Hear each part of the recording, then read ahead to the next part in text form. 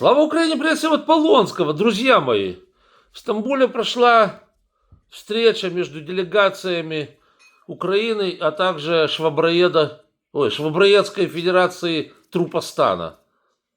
Капец вообще, ребята, мы имеем дело реально с трупоедами. Это жуткие люди, на самом деле, вообще не люди какие-то. Вот я слушаю то, что оттуда сейчас приходит, и если такое говорят на дипломатическом уровне, представляете, какие они в обычной жизни, в быту и так далее. Как там называли этих вот андрофаги, по-моему, да? Вот эти, которые трупы жрут. Ну, по-моему, уже как-то так, поправьте меня, если я не прав. Ну, вот это мы с ними имеем дело. Абсолютно нелюди. Итак, друзья мои, ну, во-первых, что требовали рашисты? Такой дешевый, конечно, подзаборный шантаж, но следует сказать. Значит, требовали отдать им всю Запорожскую область, Донецкую область, Херсонскую область. Угрожали захватить Сумскую и Харьковскую области. При этом ничего не могут сделать ни в Белгородской, ни в Курской народных республиках, да? При этом, как там Теткина? Все нормально, захватили уже, не? Ну да, я же тоже об этом приблизительно.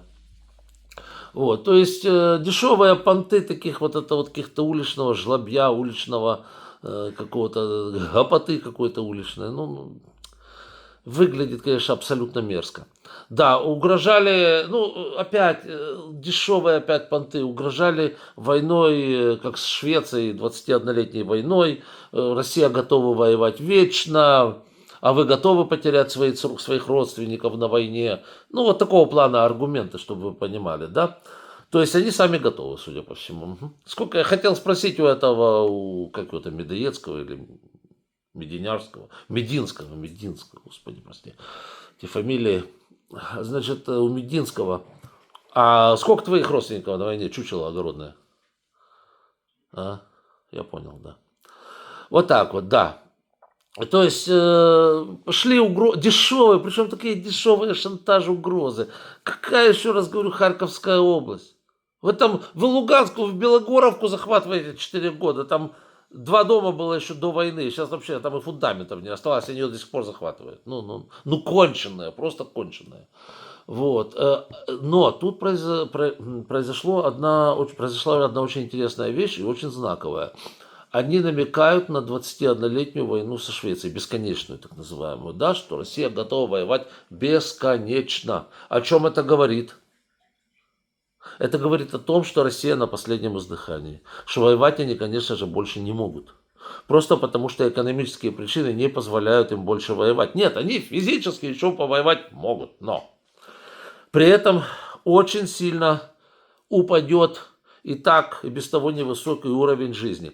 А они страшно боятся, чтобы упал уровень жизни. Им плевать, например, на то, что там будет в Сибири. Да пускай они там все хоть с голоду выздохнуть, Путину все равно до них, он их всех утилизировать готов, тем паче, что он их давным-давно уже заменяет на таджиков, узбеков и так далее. То есть плевать. Но на что Путину не плевать, это на собственную тушку, на благополучие собственной тушки, да, чтобы не полезли, значит, озлобленные вот эти вурдалаки, чтобы жаждущие крови, не полезли вместо Украины, чтобы они не полезли на его собственный бункер штурмом, да, вот это ему важно. А для этого что нужно? Для этого нужно, чтобы в Москве, Московской области и Санкт-Петербурге уровень жизни более-менее сохранялся. И пока что, оставив всех остальных без штанов, фигурально, да, вот там, в этих 2-3 регионах они кое-как что-то где-то удерживали. Судя по их тону, судя по тому, что они пошли угрожать, они больше этого делать не могут. То есть они дошли до той позиции, я об этом говорил, доходы падают, расходы растут. И военная промышленность больше не вывозит. Это я об этом несколько роликов записывал, рассказывал почему и как и зачем это все происходит. То есть денег больше нет на войну. Ведь что они могут физически сделать? Они могут могилизировать большое количество людей, но потом стоит вопрос. Их одеть, обучить, дать им оружие нормальное, а не берданку, и послать сдохнуть. Вот. Послать сдохнуть, с этим проблем нету. Вот со всем остальным проблемы.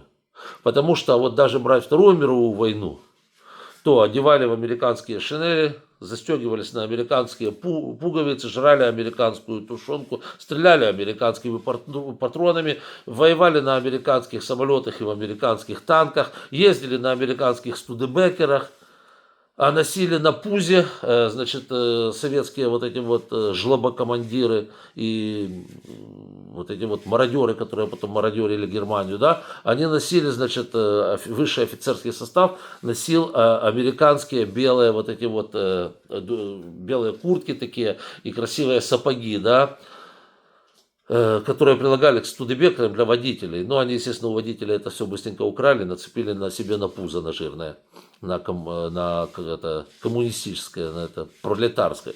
Оно у них не пролетарское было, а политрукское, да. Политруки сразу на себя это все нацепили. То есть за счет мародерства собственных водителей одевались, собственно, полковники, подполковники и так далее. Вот. И за счет этого они и выиграли войну. Тут, кстати, Трамп прав со своей трактовкой Второй мировой войны, потому что он четко и понятно сказал. Ну, понятно, что он об этом не знал, ему это сказали как аргумент, но это правда. Если бы не помощь Соединенных Штатов Америки, войну Советский Союз успешно закончил бы где-то под Владивостоком. Вот и все. Потому что, ну, голой сракой вермахт было не остановить. Да, да. Так вот, о чем идет речь, значит, друзья мои, что сейчас, поскольку они пошли вот таким вот образом шантажировать, то Америки-то нет у них за спиной, никого за спиной нету, кроме Китая и Северной Кореи. Но Китай по-военному ничего не дает, Северная Корея, где сядешь, там и слезешь. То есть они все это дают. Но, во-первых, у них у самих ограниченное количество, во-вторых, паненцы, деньги, они же только за деньги это дают, они же бесплатно тебе вообще ничего не сделают. Это такие, знаете, как она называется, такие союзники за деньги. Даже вот посмотрите, что, причем за большие деньги, чтобы вы понимали. Сейчас Ким Чен Ын законсервировал большие туристические комплексы, которые они рассчитывали открыть для иностранных туристов с тем, чтобы в Северную Корею поступала валюта. Они их закрыли. Почему? Потому что из России поступает достаточное количество денег. То есть последние деньги, которые существуют на России, валюта, она сейчас поступает, знаете, как по трубопроводу, летит в Северную Корею, и, собственно говоря, там и остаются на радость Ким Чен Ыну. То есть он бесплатно не помогает. И если это все вместе просуммировать, получается, что в России наступает полная задница. И именно поэтому вот объясняется вот это выпендрежное поведение, мы будем вести 20 лет войну, 120 лет, а? Это значит, что полный капец, швах, да. Вот, это чтобы вы понимали по поводу того, как они могут вести войну и каким боком и так далее. Тут с ними все ясно, дешевые понты. Их, конечно, были посланы в то самое путешествие, которое послал русский военный корабль «Пограничник» с острова Змеиный. В пешее эротическое путешествие были посланы. Да? Вот, это один момент. Ну и второй момент, очень важный для нас, это после уже окончания переговоров Мединский заявил, что они готовы к обмену 1000 на 1000. Вот это хороший, да, это хороший обмен. Надо забирать своих людей у трупоедов. Вот, надо выручать своих солдат, которые попали в плен. У нас многие попали в плен, там и в Мариуполе, и в Херсонской области, Донецкой. Ну, перечислять не буду, это очень многие ребята попали в плен, поэтому их надо выручать. Тут вопросов никаких нет. Если будет обмен, это прекрасно. Все, больше на эту тему не хочу, потому что дабы не накаркать. И еще один момент, значит, сегодня уже и Макрон, и президент Польши Дуда обратились к Трампу с заявлением, что это тебя Путин от тебя вытер ноги. Не уважает он тебя, Трампон. Не уважает, видишь. Ты хотел переговоров, ты хотел, чтобы было прекращение огня, а Трампон разговаривает о каких-то там 20-летних войнах и так далее, и готов вести войну вечно. Вот, то есть Путин в тебя фактически вытер ноги, он тебе говорит одно, тут другое, тут третье. Смотри, и Макрон, и Дуда здесь красавчики, оба очень правы. Они говорят с Трампом на понятном языке, Трампу языке тщеславия. То есть Трампу абсолютно наплевать, что Путин там вытирает об него ноги. Путин, понимаете, Путин может вот превселюдно какать на Трампа, а Трамп будет слизывать языком и говорить, что это на него духи льются. Почему? Потому что бабло. И вот его все восторгаются. Но король-то голый. Вот. И когда ему говоришь, что Путин тебя не уважает, вот тут обидно. Вот тут очень обидно, потому что Самое главное, что в Трампе есть две вещи. Первое — это беспредельная, безраздельная любовь к баблу, к деньгам, да, а второе — это беспредельное тщеславие. И когда тебя макают, говорят, что тебя не уважают, посмотри, посмотри, ха-ха, тебя тут оскорбили, об тебя ножки вытерли, еще и попрыгали на тебя.